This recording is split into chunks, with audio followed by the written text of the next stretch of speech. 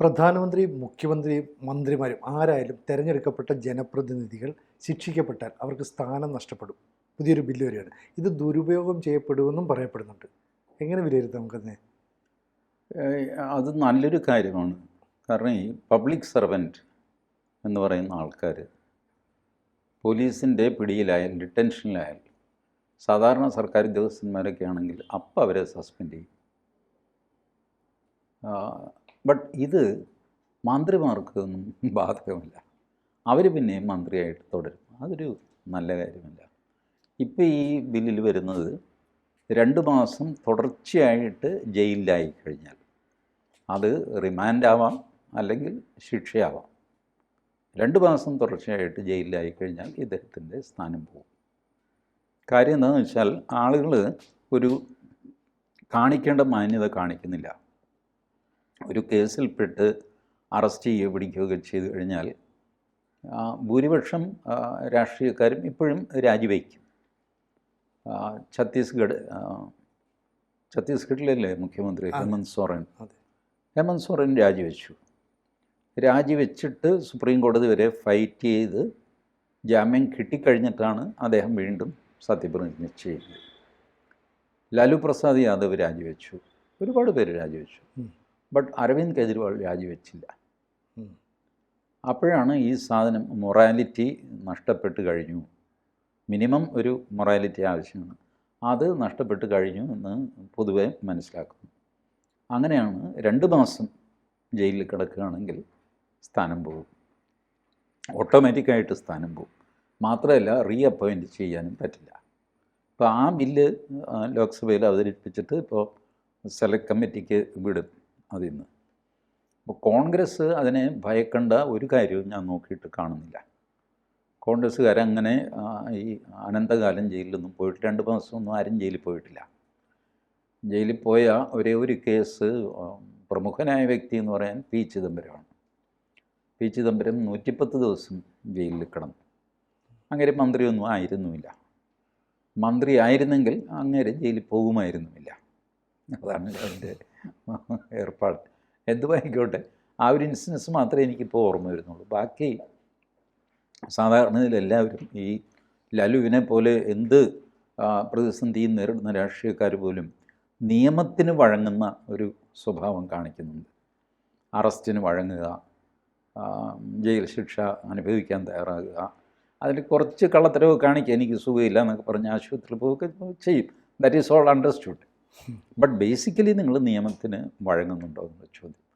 ഇപ്പോൾ വന്ന് കോൺഗ്രസ്സിന് ഒരു നിയമവും ബാധകമല്ല എന്നുള്ള സ്ഥിതി വന്നിരിക്കുകയാണ്. എല്ലാ നിയമത്തെയും അവരെതിർക്കും.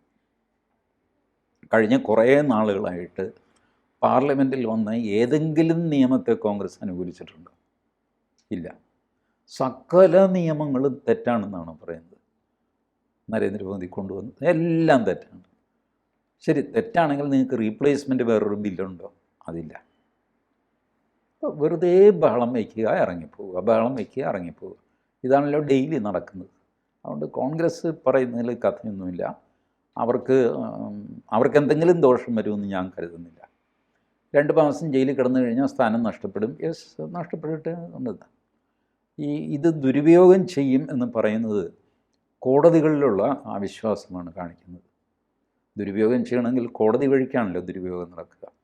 ഒരാളെ കാരണം കൂടാതെ 2 മാസം ജയിലിലിട്ട് ഇടാൻ കോടതികൾ അനുവദിക്കും, ഉത്തരവിടും എന്ന് വിചാരിക്കുക എന്ന് പറഞ്ഞാൽ നിങ്ങൾക്ക് കോടതിയിൽ വിശ്വാസമില്ല എന്നാണ് അതിനർത്ഥം.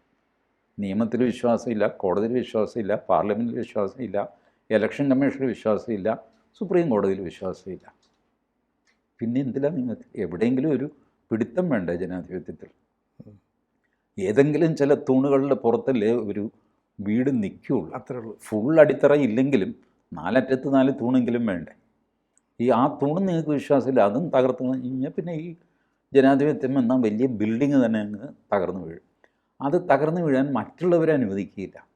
കോൺഗ്രസ്സിന് അത് തകർക്കണമെന്നുണ്ട്, കോൺഗ്രസ്സിന് അരാജകത്വം കൊണ്ടുവരണമെന്നുണ്ട്. മറ്റുള്ളവരത് സമ്മതിക്കില്ല, ജനങ്ങളതിനെ സമ്മതിക്കില്ല. ഇതാണ് ഇപ്പോഴത്തെ അവസ്ഥ. ഇപ്പോൾ ലോക്സഭയിൽ ആ ബില്ല് വരുമ്പോൾ ഇതേപോലെ കുറേ ബഹളമൊക്കെ നടക്കും. അത് സെലക്ട് കമ്മിറ്റിക്ക് വിടും. പിന്നെ അത് അതിലെ ചർച്ചയും സംഗതിയൊക്കെ കഴിഞ്ഞ് അപ്പോൾ വരുന്നോ അപ്പോൾ വരും. കാര്യം ഇമ്മീഡിയറ്റ് അങ്ങനെ ഒരു നിയമമൊന്നും വരാൻ പോകുന്നില്ല. അല്ല, ഇപ്പോൾ ഹേമന്ത് സോറൻ ആയിക്കോട്ടെ, ലാലു പ്രസാദ് യാദവ് ആയിട്ട് അങ്ങനെയുള്ള കുറേ പേര് ഇതൊക്കെ ചെയ്തിട്ടുണ്ടല്ലോ. അപ്പോൾ സ്വാഭാവികമായിട്ടും അങ്ങനെ ചെയ്യാൻ കഴിവുള്ള, അല്ലെങ്കിൽ ചെയ്യാൻ സമ്മതമുള്ള ആൾക്കാർ രാഷ്ട്രീയ നേതൃത്വം ഉള്ളപ്പോൾ പിന്നെന്തിനാണ് അതിനെ തടയാൻ ശ്രമിക്കേണ്ടത്? അല്ല, അത് ഇവർക്ക് പേടിയുണ്ട്. ഈ കാണിച്ചു കൂട്ടുന്ന കോപ്രായങ്ങളിലൊക്കെ ഭാഗമായിട്ട് ഏതെങ്കിലും കേസിലൊക്കെ പെട്ടിട്ട് ഇവർ തടവിലായി കഴിഞ്ഞാൽ, ഇപ്പം ഇവരാരും മന്ത്രിയൊന്നുമല്ല, എന്നിട്ട് നാളെ ഞാൻ മന്ത്രിയാണ്, ഇവർ ഇമ്മീഡിയറ്റ് ആലോചിക്കുന്നത് എന്താ? രാഹുൽ ഗാന്ധി പ്രധാനമന്ത്രി, KC വേണുഗോപാൽ ആഭ്യന്തരമന്ത്രി. അങ്ങനെ ഇരിക്കുമ്പോൾ കോടതിയിൽ നിന്നൊരു കേസ് വരുന്നു, തടവിലാകുന്നു, അപ്പോൾ സ്ഥാനം പോകും. അതുകൊണ്ട് ഇപ്പം തന്നെ എതിർത്തും. ഈ മലർപ്പൊടിക്കാരൻ്റെ സ്വപ്നമൊന്നും നടക്കുന്ന കാര്യമല്ല. അപ്പോൾ പിന്നെ വെറുതെ ഈ മുൻകൂട്ടി ബഹളം വയ്ക്കുന്നത് എന്തിനാണ്? പിന്നെ ഈ സ്വഭാവം കൊണ്ട് ഞാൻ പറഞ്ഞില്ലേ, ഏതിനെയും എതിർക്കുക, എന്തുകൊണ്ട് വന്നാലും എതിർക്കുക, ഫാസിസമാണെന്നൊക്കെ പറയുക, ഇങ്ങനെയൊക്കെ പറഞ്ഞുകൊണ്ടിരിക്കുക. അതിലൊരു തലയിലെഴുത്താണ്. ഇപ്പോൾ എന്ത് ചെയ്യാൻ പറ്റും? ആ നരേറ്റീവ് ഇങ്ങനെ മുന്നോട്ട് കൊണ്ടുപോയിട്ട് ഇവർ സ്വയം നശിക്കാനാണ് തീരുമാനം. പിന്നെ കേരളത്തിലെ അവസ്ഥ, കേരളത്തിലിപ്പോൾ ഈ പറഞ്ഞ പോലെ KC വേണുഗോപാലിനൊരു മന്ത്രിയോ ഒക്കെ ആവാൻ ആഗ്രഹമുണ്ടാകും. കേരളത്തിലും ഈ നിയമം നടപ്പിലാവുമല്ലോ. അപ്പോൾ എന്തെങ്കിലും ഒരു കേസ് വന്നിട്ട് മന്ത്രിസ്ഥാനം പോയെങ്കിലോ? അപ്പോഴും ഞാൻ പറയുന്നത്, ആ ബില്ലിൽ തെറ്റില്ല എന്ന് ഞാൻ പറയാൻ കാര്യം, 2 മാസത്തെ ജയിലാണ് അതിൽ പറഞ്ഞിരിക്കുന്നത്. സാധാരണഗതിയിൽ 2 മാസം നിങ്ങൾ ജയിലിൽ കിടക്കില്ല, പണിഷ്മെൻറ്റ് വരാതെ. അതും രാഷ്ട്രീയക്കാരുടെ സാമർഥ്യം നോക്കും. They will go up to supreme court. അവിടം വരെ അവർ ഫൈറ്റ് ചെയ്യും. സുപ്രീം കോടതി ഒരാൾക്ക് 3 വർഷം തടവ് പറഞ്ഞാൽ മാത്രമേ ഇങ്ങനെ ജയിലിൽ പോവുള്ളൂ. അത് അതർവൈസ് ഓൾസോ അപ്പോഴത്തേക്ക് ഇദ്ദേഹത്തിൻ്റെ നിയമസഭാ സാമാജികത്വം തന്നെ നഷ്ടപ്പെടും, 3 വർഷത്തിൽ കൂടുതൽ ശിക്ഷിച്ചു കഴിഞ്ഞാൽ. അപ്പോൾ ഇത്രയെല്ലാം സേഫ് ഗാർഡ് ഉണ്ടായിട്ട് പിന്നെ കോൺഗ്രസ് ഭയക്കുന്നത് എന്തിനാണ്? വാസ്തവത്തിൽ കോൺഗ്രസ് സ്വാഗതം ചെയ്യുകയാണ് വേണ്ടത്. കൊണ്ടുപോകാ ബില്ല്, ഞങ്ങൾ പാസ്സാക്കാം, അടുത്ത തവണ ഞങ്ങളാണ് അധികാരത്തിൽ വരാൻ പോകുന്നത്, എന്നിട്ട് നരേന്ദ്രമോദിയെ ഞങ്ങൾ 5 വർഷം തടവിലിടും. സന്തോഷത്തോടെ ചോദിക്കുമ്പോൾ വരട്ടെ, ബില്ല് വരട്ടെ, നോക്കട്ടെ. അതിനുള്ള ധൈര്യം ഇവർക്കൊണ്ട് ഇല്ലതാനും. ഇവരെന്നും പ്രതിപക്ഷത്തിരിക്കാൻ വിധിക്കപ്പെട്ട ആൾക്കാരാണ്. അല്ല, എല്ലാ സംസ്ഥാനങ്ങളിലെയും രാഷ്ട്രീയ നേതാക്കൾക്ക് ഓരോരോ ആവശ്യത്തിന് വേണ്ടിയിട്ട് കമ്പനികളായിക്കോട്ടെ, വ്യക്തികളായിക്കോട്ടെ ഒക്കെ ഈ നേതൃത്വത്തെ സമീപിക്കാറുണ്ട്. അപ്പോൾ സ്വാഭാവികമായിട്ടും ഇവരിൽ കൈക്കൂലി മേടിക്കുകയോ അല്ലെങ്കിൽ അത്തരം വിട്ടുവീഴ്ച മനോഭാവം പ്രവർത്തി ചെയ്യുമ്പോൾ ഒരു പ്രതിഫലം കിട്ടുകയോ ചെയ്യും. അങ്ങനെയാണെങ്കിൽ എല്ലാ സംസ്ഥാനത്തെ നേതാക്കൾ ഇത്തരം അഴിമതിയിൽ പെടാനുള്ള സാധ്യത കൂടുതലല്ലേ? ആണ്. അതാണ് അവരുടെ പേടിയും. അവരിതുപോലത്തെ കാര്യങ്ങളൊക്കെ ചെയ്യുന്നുണ്ട്. എപ്പോൾ ജയിലിൽ പോകുമെന്ന് അവർക്ക് അറിഞ്ഞുകൂടാ. അപ്പോൾ അതുകൊണ്ട് ജയിലിൽ പോകുമ്പോഴും സ്ഥാനം നിലനിൽക്കണം. ജയിലിൽ പോയി നമുക്ക് ജയിലിൽ ഭക്ഷണം വരുത്താൻ ഇതൊക്കെ അവർക്കറിയാമല്ലോ, ആ സാമർഥ്യമൊക്കെ കാണിക്കാം. പക്ഷേ അതിൻ്റെ കൂടെ എൻ്റെ സ്ഥാനം പോകരുത്. അപ്പോൾ സ്ഥാനത്തിന് വേണ്ടിയിട്ടാണ് ഈ കഷ്ടപ്പാട് മുഴുവൻ കഴിക്കുന്നത്. അത് പോകുമെന്ന് പറഞ്ഞു കഴിഞ്ഞാൽ പിന്നെ എന്ത് ചെയ്യും? അപ്പോൾ ഈ കഷ്ടപ്പെടുന്നതിന് പ്രയോജനമില്ലാതെ പോകും. വാസ്തവത്തിൽ ഒരു നല്ല കാര്യവും പാർലമെൻറ്റിനെ കൊണ്ട് ചെയ്യിക്കില്ല എന്നുള്ളൊരു അവസ്ഥ നിലവിലുണ്ട്. ഇപ്പോൾ ഒരു പ്രൊസീഡിങ്സും നടക്കുന്നില്ല പാർലമെൻറ്റിൽ. ഇപ്പോഴെല്ലാം നേരത്തെയും അങ്ങനെയായിരുന്നു. BJP പ്രതിപക്ഷത്തായിരുന്നപ്പോഴും കുറച്ച് ഭേദമായിരുന്നേ ഉള്ളൂ. അല്ലാതെ അവരങ്ങനെ വലിയ ജനാധിപത്യം കാണിച്ചു എന്നൊന്നും ഞാൻ പറയില്ല.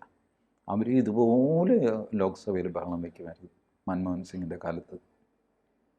ഇപ്പോൾ ഇവർ ഒരു രീതിയിൽ, മറ്റേത് ഇത്രയൊന്നും ഉണ്ടായിരുന്നില്ല, ഒരു ബില്ല് അത് ഇതൊക്കെ ചർച്ചയ്ക്ക് എടുക്കാനും പിടിക്കാനും ഒക്കെയുള്ള ഇതുണ്ടായിരുന്നു. ഇപ്പോൾ അതൊന്നുമില്ല. ഇപ്പം നേരം വെളുത്താൽ അപ്പം തന്നെ ബഹളമാണ്. ഒരു ദിവസം സിനിമ ആലോചിച്ചു, ഒരു ദിവസം നേരെ ചൊവ്വേ ലോക്സഭ നടന്ന ദിവസമുണ്ട്, രാജ്യസഭ നടന്ന ദിവസമുണ്ട്? ഇല്ല.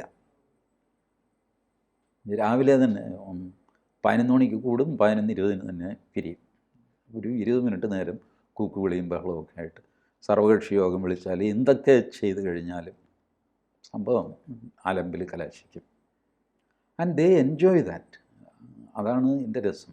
നമ്മൾ തിരഞ്ഞെടുത്ത് വിട്ട ആൾക്കാർ ജനങ്ങളോട് യാതൊരു പ്രതിബദ്ധതയുമില്ലാതെ, ജനങ്ങളുടെ ഒരു പ്രശ്നവും ലോക്സഭയിൽ ഉന്നയിക്കാതെ, അതിനൊരു പരിഹാരം തേടാതെ ഇങ്ങനെ പൊയ്ക്കൊണ്ടിരിക്കുകയാണ് വെറുതെ രാഷ്ട്രീയ വാശിയുടെ പേരിൽ. വോട്ട് ചോരി എന്നൊക്കെ പറഞ്ഞിട്ട് ബഹളം വയ്ക്കുക, രാവിലെ തുടങ്ങിപ്പോവുക. മഹാമോശപ്പെട്ട കാര്യമാണ്. ഇപ്പോൾ അതുകൊണ്ട് ഈ 2 മാസത്തെ ഇതെന്ന് പറയുന്നത് വളരെ ന്യായമായൊരു കാര്യമാണ്. അത് തീർച്ചയായിട്ടും ആ ബില്ല് പാസ്സാകണമെന്നുള്ളതാണ് ഒരു സാധാരണ പൗരനെന്നുള്ള നിലയ്ക്ക് എൻ്റെ ആഗ്രഹം അത് പാസ്സാകണം എന്നുള്ളതാണ്. അല്ല, ഈ പാർലമെൻറ്റിൽ പരസ്പര ആരോപണ പ്രത്യാരോപണങ്ങളൊക്കെ വന്നു കഴിഞ്ഞാൽ എന്തായിരിക്കും പിന്നെ ഇത് വേണ്ട എന്ന് വെക്കാൻ ഒരു നീക്കം നടക്കും? അതില്ല. BJP സർക്കാരിന് ഭൂരിപക്ഷം ഉണ്ടല്ലോ, വേണ്ടെന്ന് വയ്ക്കാനൊന്നും പോകുന്നില്ല. അതിപ്പോൾ ഇന്നിപ്പോൾ അതിൻ്റെ ചർച്ചയില്ല, സെലക്ട് കമ്മിറ്റിക്ക് വിടുക എന്നുള്ള ചടങ്ങ് മാത്രമേ ഉള്ളൂ. അതുകൊണ്ട് ഇന്ന് പ്രത്യേകിച്ചൊന്നും സംഭവിക്കാനില്ല. നമുക്ക് കാത്തിരിക്കാൻ എന്ത് സംഭവിക്കും. കൂടുതൽ വാർത്തകളും വിശേഷങ്ങളും നിങ്ങളിലേക്ക് എത്താൻ ABC മലയാളം സബ്സ്ക്രൈബ് ചെയ്യുക, ബെൽ ബട്ടണും അമർത്തുക.